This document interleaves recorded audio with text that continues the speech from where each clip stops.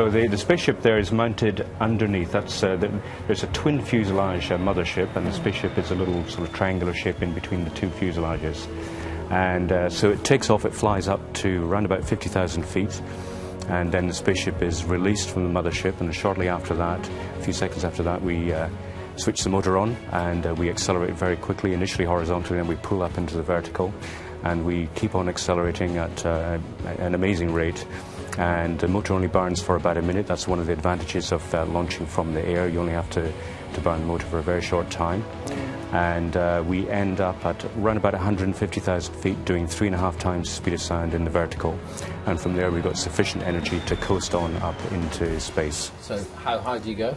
We go up to just above 100 kilometres, which is, we'll go up to around about 350,000 feet or so. So that's above the internationally agreed boundary of space.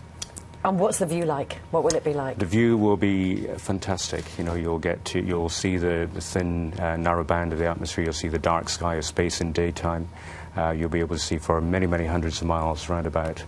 And, of course, you'll be able to experience weightlessness, which is a fantastic sensation. So fasten your seatbelts or unfasten your seatbelts. Absolutely. What would the procedure be, actually? So, well, once the motor has been switched off, very shortly after that, within a few seconds after that event, we'll be able to allow the passengers to unstrap, and they'll just float out of their seats. And for £200,000, how dollars? Dollars, big dollars, yes. So it's 120-ish thousand pounds. Yeah. Cheap. Yeah. How many times do I get to orbit the Earth? We don't go into orbit. We're just going straight. We don't go into straight up orbit. and down. Straight up and down. How long does that take?